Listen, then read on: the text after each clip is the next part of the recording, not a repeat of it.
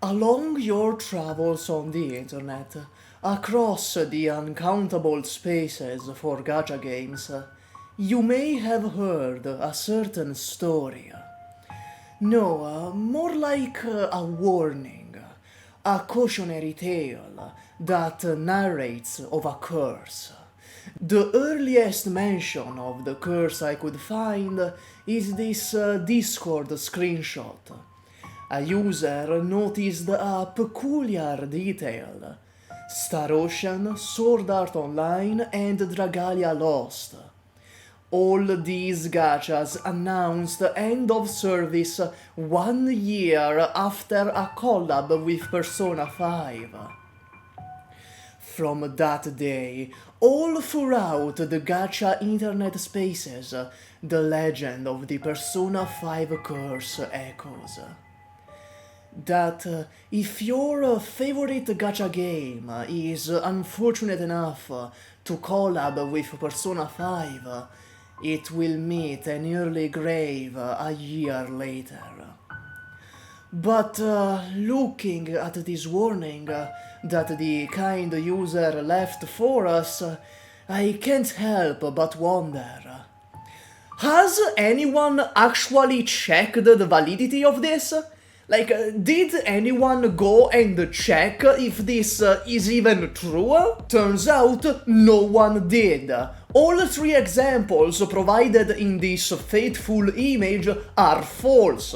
None of these 3 games announced EOS 1 year later from a collab with Persona 5. So hello there, it's me, SUPAH, putting on my Exorcist clothes and hopefully putting an end to the Persona 5 curse urban legend. This video will be very lax on the editing, because 1, I am pretty certain that statistically no one is gonna watch this.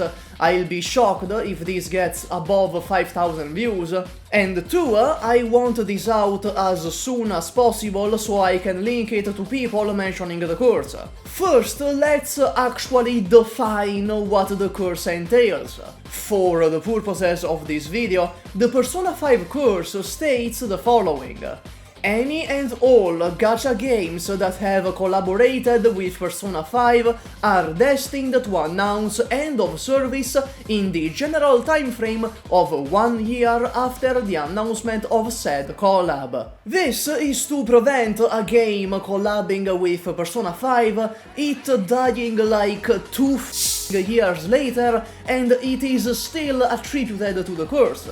The image is very clear in saying 1 year after, and the images provided are the announcements of the collabs, not their actual release date in the game.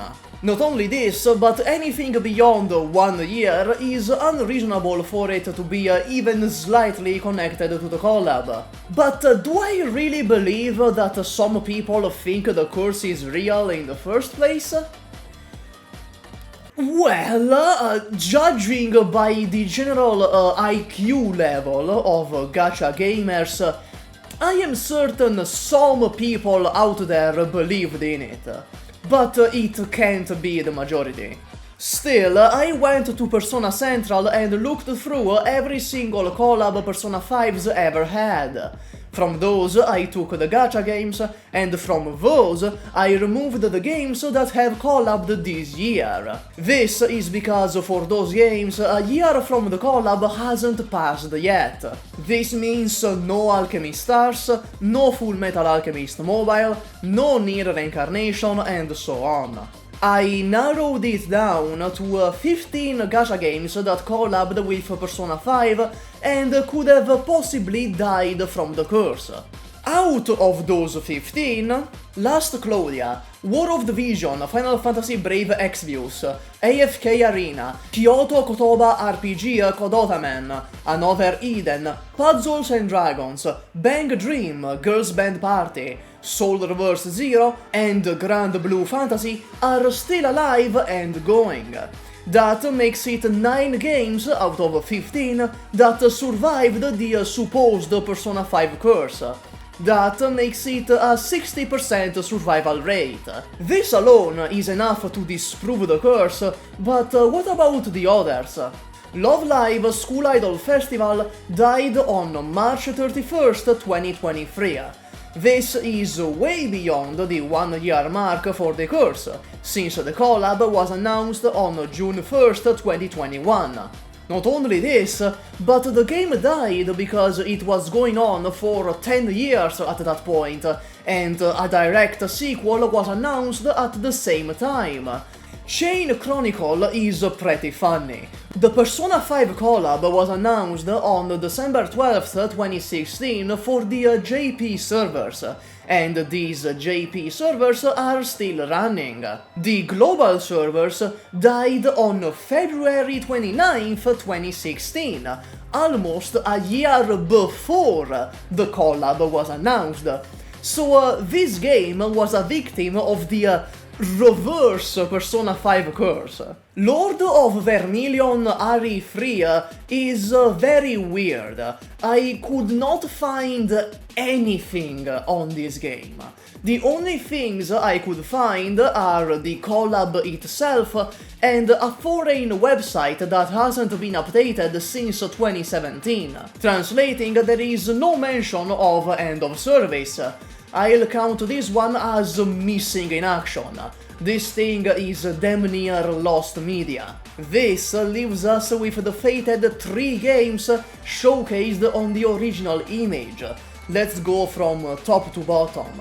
Star Ocean Anamnesis had its Persona 5 collab announced on September 10th, 2019.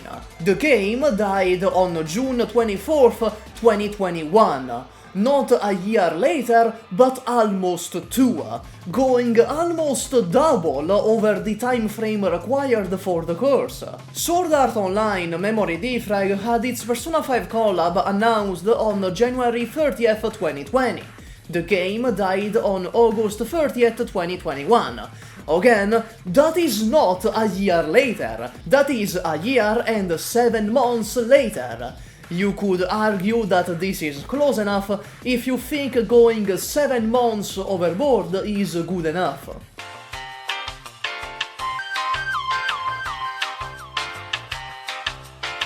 Dragalia Lost had its Persona 5 collab announced on January 8th, 2021. The game died on November 30th, 2022. Again, and for the last time, almost 2 years later, thus not falling into the time frame for the curse. So this leaves us with 9 games surviving, 1 game dying for unrelated causes, 1 game dying before the collab is announced, victim of the reverse Persona 5 curse, 2 games that doubled the necessary time frame to be considered victims of the curse, 1 game that is missing in action, and 1 game that could maybe be considered a victim of the curse if you accept 7 months overboard as close enough. If you don't count Sword Art Online, that makes it 0 recorded victims of the Persona 5 curse. Yeah, it straight up never happened. So, Arknights and the Persona 5 collab with Joker, Gummy Alter coming soon. Max out your Gummy, max out your Joker, max out your Yuna Rukami, I don't know.